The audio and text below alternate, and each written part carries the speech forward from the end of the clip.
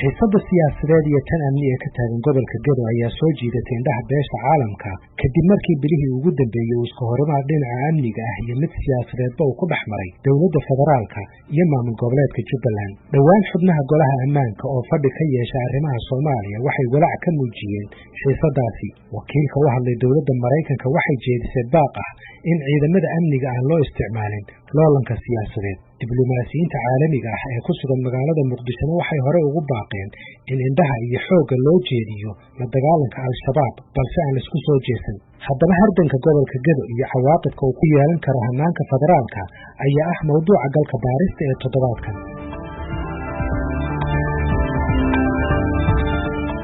waxaa burburay hannaankii maamul ee dowlad goboleedka Jubbaland ay ka hirgelisay gobolka Gedo. waxaa dib u dhac uu ku yimid la dagaalankii ururka al-shabaab ee gobolkaasi. sidaasi waxaa yidhi madaxweyne ku-xigeenka Jubbaland Maxamuud Sayid Aadan oo ka hadlayay saamaynta ka dhalatay khilaafka u dhexeeya dowladda federaalka iyo maamul goboleedka Jubbaland ee ka taagan gobolka Gedo. waa la dumiyey maanta mannaqa maamuladii iyo hay'adihii dawliga ahaa oo gobolka ka howlgalay dhammaan albaabada u xiran mas'uuliyiintii mandate lahaa oo sharciyada ku joogayna shaqadii ma hayaan. marka ciidamo qaranka wada leeyahay oo kuwana dawladda dhexe ay mashaariicda siiso kuwana dawlad goboleedka mashaariicda siiso labadaba dastuuri ah baa xabadda isla hor fadhiyo horena u dagaalamay oo isu dilay haddana inay isdilaan qarka u saaran cidda kale ah oo gobolka waxa ka jira maanta ka macaashay waa argagixisada weyn. maxaa xoga eed ka haysaa hadday ahaan lahayd dhaqaale hadday ahaan lahayd ciidamo ee dowladda federaalku ay geysay ciidanku intuu leeyahay dhaqaaluhu intuu leeyahay isbedelada la sameeyey intay leeyihiin baxdahan? horta ciidanka gobolka ay ku soo biiriyeen oo geeyeen waa ciidan guuta la eg. marka ciidankaas xarashkii lagu keenay iyo diyaaradihii la kiciyey iyo mid hadda ku baxayaba waa mid Soomaalida wax weyn u tiri lahaa oo ay maartay adduunyada baalka ku burburtay. ciidankana mandate la siiyay waxay yimaadeen dhul nabad ahaa oo 12 sano ka hor shabaabka laga xoriyay hay'adaha dawladda ka shaqeynayaan baa inta la keenay ku burburiyay cid ku macaashtay ma jirin. ciidamadii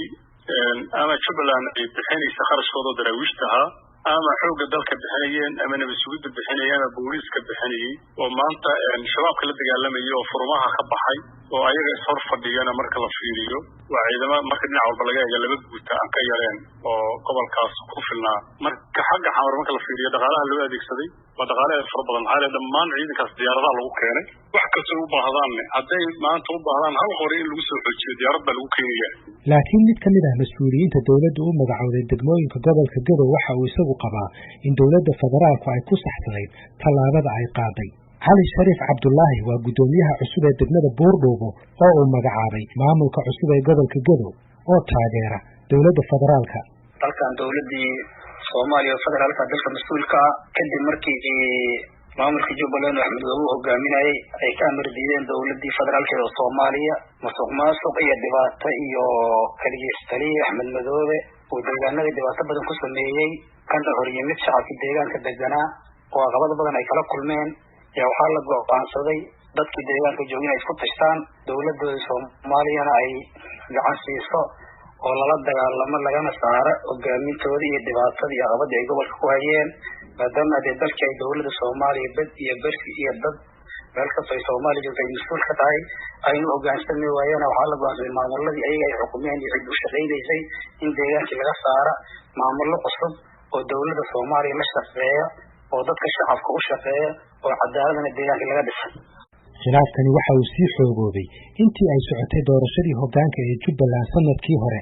taasi oo ugu dambeyn uu ku guuleystay hogaamiyaha xilligan ee maamulka Jubbaland Axmed Maxamed Islaam Axmed Madoobe kaasi oo guushiisa ay diiday inay aqoonsato dowladda federaalku. naqshadaynta qaab dhismeedka siyaasadda ee gobolka iyo inuu ku soo dhawaado dowladda federaalka ayaa soo socotay in muddo ah. 31 bishii August ee sanadkii aynu soo dhaafnay waxaa dowladda Soomaaliya ay garoonka Muqdisho ka qabatay wasiirkii amniga ee Jubbaland Cabdirashiid Xasan Cabdinuur Janan waxaana lagu eedeeyay inuu galay dambiyo culus. Jubbaland waxay qabashadaasi ku tilmaantay afduub. wasiirka amniga ee Jubbaland Cabdirashiid Janan waxa uu xilligaasi awood weyn ku lahaa magaalooyinka Doolow, Balad Xaawo iyo Luuq oo ay ciidamo badan u joogeen. bishii November dowladdu waxay bilowday inay gacanta u fidiso maamuladii 3 degmo ee Doolow, Luuq iyo Balad Xaawo. dowladdu waxay sidoo kale bilowday in ciidamadii cabdirashiid janan uu horseedka ka ahaa la diiwaan geliyo si loogu biiriyo ciidamada qaranka. intaasi kadibna waxaa si tartiib ah u daciifayey saamayntii maamulka Jubbaland ee degmooyinka laysku yiraahdo Daawo oo kala ah Luuq, Balad Xaawo iyo Doolow oo ku yaala waqooyiga gobolka Gedo. bishii December 14keedii maamulka Jubbaland waxay xilkii ka qaadeen gudoomiye ku-xigeenkii gobolka Gedo Cismaan Nuur Xaaji oo ku magac dheer Macallimo oo lagu tuhmayay inuu u janjeero dhinaca dowladda federaalka iyo isbedelada socday. 28 Janaayo ee sanadkan wasiirka amniga ee Jubbaland Cabdirashiid Janan waxa uu si lama filaan ah uga baxsaday guri lagu hayay oo ku yaala magaalada Muqdisho. 3 maalmood kadibna waxa uu gaaray magaalada Kismaayo. 4tii bishii Febraayo ee sanadkan waxaa lagu arkay Cabdirashiid Janan magaalada Balad Xaawo. bishii Maarso 2deedii waxaa dagaal culus ka dhacay magaalada Balad Xaawo kaasi oo dhexmaray ciidamada dowladda federaalka iyo kuwa Jubbaland oo xilligaasi uu hogaaminayay wasiirka amniga Cabdirashiid Janan. dagaalkaasi markii uu dhamaaday waxaa gacan ku haynta magaalada Balad Xaawo iyo deegaanada ku hareeraysan la wareegay ciidamadii dowladda federaalka. 23 bishii Maarso ee sanadkan gudoomiye ku-xigeenkii gobolka Gedo Cismaan Nuur Xaaji oo hore ay xilka uga qaadeen maamulka Jubbaland balse taageersan isbedelada ay wada dowladda federaalka Soomaaliya waxa uu gudoomiyayaal cusub u magacaabay degmooyinka Balad Xaawo, Doolow iyo Luuq. bishii Abriil 30keedii gudoomiye ku-xigeenkii gobolka Gedo oo hore ay xilka uga qaadeen Jubbaland Cismaan Nuur Macallimo oo uu weheliyo sargaal lagu magacaabo Bakaal Kooke oo dowladda federaalku ay u magacawday taliyaha xasilinta ee gobolka Gedo waxay u duuleen magaalada Garbaharey halkaasi oo ay bedeleen maamulkii magaalada iyagoo xilka ka qaaday gudoomiyihii degmada Garbaharey Iimaan Cadow Kaarshe kuna bedelay Xasan Sheekh Cilmi Faarax. 2dii bishii May ee aynu soo dhaafnay waxay labadaasi mas'uuleen sidoo kale u duuleen magaalada Baardheere iyagoo u magacaabay gudoomiye cusub oo lagu magacaabo Maxamed Weli Yuusuf Cabdullaahi. sidoo kale waxaa gudoomiye cusub loo magacaabay magaalada Buurdhuubo oo ah degmada 7aad ee gobolka Gedo iyadoo xilkii laga qaaday Xasan Maxamed Xasan Yare laguna bedelay Cali Shariif Cabdullaahi. gudoomiyihii hore ee Buurdhuubo Xasan Maxamed Cali Xasan Yare waxa uu leeyahay mas'uuliyadda magaalada waxaan ku wareejiyay qof ay keeneen gudoomiye ku-xigeenka iyo taliyaha xasilinta Bakaal Kooke. Jubbaland ay imaanin nidaam kale oo doorasho ma dhicin system kale oo xoog ah oo ciidamada dowladda dhexe la isticmaalayo oo xamar laga agaasimayo gobolka intiisa kaloo dhanba ka soo dhacay ay ahayd Buurdhuubo meesha ugu dambeysay systemkaas ay soo gaaray waxaan ku garnaqsaday inta kale oo gobolka ah wixii ka soo dhacay inay jidka haynaan aniga waxba istortaaga ku sameeyeen aan sidaas uga horleexdo marka taasaan ku qancay sharci iyo sharci ahaansho iyo shaqada sidii looga tagayo ma u qalantaa sidii ay shaqada kaaga dhamaan lahayd midna laba eegi karin mana aan eegin marka halkaasaan ka mareynaa. waxaan jawaaba miyaad la kulantay oo haddii aad wareejin weyda ah ama intaanad wareejin ka hor? mid badan baan la kulmay oo dagaal baabadhici gaaray inaan islayno oo kala ah baan ku dhawaanay horteedna muddo badan waxaa jiray gudoomiyaasha degmooyinka oo dhan baa waxaa looga yeeray xamar waxaana qofka keliya oo arrintaas ayadoo xamara ku qanci waayey inuu tago systemka loogu yeerayo oo ila qalloonaa daraaddeed muddadaas iyo hadda markii ii yimid inta udhexayso mar weliba waxaan helayay fariimo inaan isbedel ka sameeyo angalka iyo siyaasadda ama boosaska jiriya liigu dirqinaya ama lii sheegayay markaan arrinta ayada aniga go-aankaygii ku adkaystayna ugu dambeynta waatan liigu yimid halkaa Buurdhuubo oo ay sidaa u dhacday. gudoomiyaha cusub ee degmada Buurdhuubo Cali Shariif Cabdullaahi wuxuu galka baarista u sheegay in maamulkiisu ay hoos tagaan dowladda federaalka. walaal wax dhibaatay aan ku xafiiro u geysanay ama iska horimaad oo u geysanay ma jirin wax laba ciidan oo isor taagnaana ma jirin meesha ciidamada dowladda Soomaaliya baa gacanta ku hay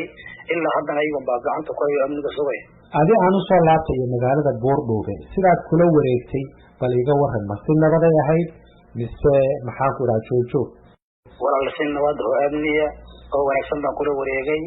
markaa nidaamka degmada Buurdhuubo ka jira dowladda Soomaaliya gacanta ku haysay guutooyin baa deganaa amnigeeda iyo nidaamkeeda hor u sugay amni iyo nabad baa ka jiray si nabad baan ku yimid si nabad baan kula wareegay halka.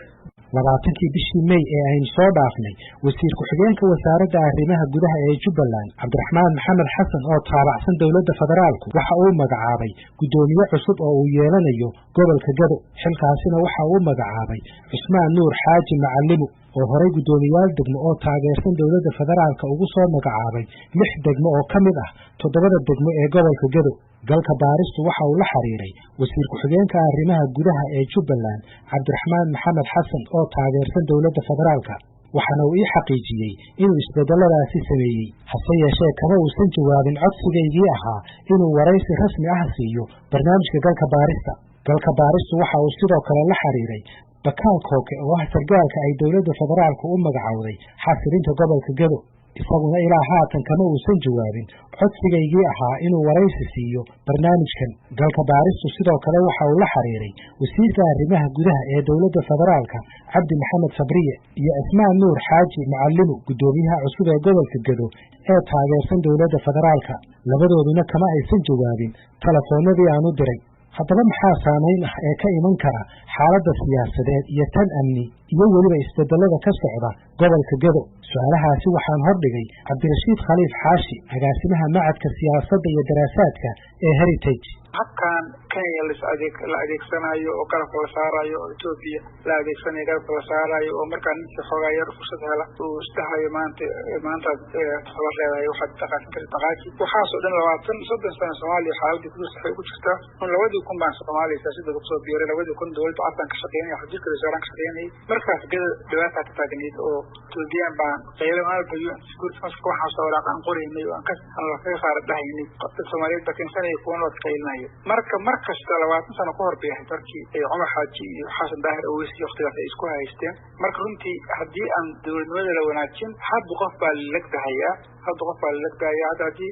dowladda hadda joogto meesha oo federaalka hadda waxaa muddo inay gobolka ku cansarayso haddii farmaajo soo noqon waayo doorashada soo socota for example waxaa dhici karta inay setback gobolka u keento oo qoladii qabatanaada ay iyaduna intuu sameeyey oppositekeeda ay sameeyaan. marka guud ahaan aniga markaan Gedo fiiriyo guud ahaan Jubbaland Gedana gooni loo fiirin karo waa in Jubbaland la akhriyo gooni loo fiirin karo waa in federaalka la akhriyo beelaha wadada oo waaweyn waa isku haysan magaalada Kismaayo waa qolana ay karta inay isasiisay qolana ay ka samar laadahay waxay u baahan yihiin inay heshiiyaan oo Kismaayo iyo Jubbaland dadka isla dega qabaa'ilku mid soo kala oo mid soo gasho kan afsadu soo gasho haddaan 23 qabiil meesha wada dega iyo kuwa hadda ugu tuktukroon haddii heshiin waxaa ka dhalanaysa security council in dala aad qabaa'il laga sheekeeyo oo maartay Kenyaati iyo ajaanib kale ka hadlaan haddii marka dib u heshiisiin rasmi ah loo baahan yahay gobolkaas oo ka badan yahay Soomaaliya dhan buu ka badan yahay in kuwa noolaadaan marka waxaan arkaa in beelaha degmada Jubbaland guud ahaan kuwan waa haysta oo xulka isku haysta kuwa kale ka tira badan ay aan saddex laba had isku degan 15 kala horan oo dhahay annaga mafaraajiin baan waxaan la weydiinay gobolka oo dhici karta inay roots aan ku leeyihiin ayna ku ajaran yihiin. marka guud ahaan dib u heshiisiin Jubbaland u baahan tahay. barnaamijkii galka baaristuna waa naga intaaynu ku kulmi doono barnaamijkan oo kale waa Haaruun Macruuf oo idin leh nabadgelyo.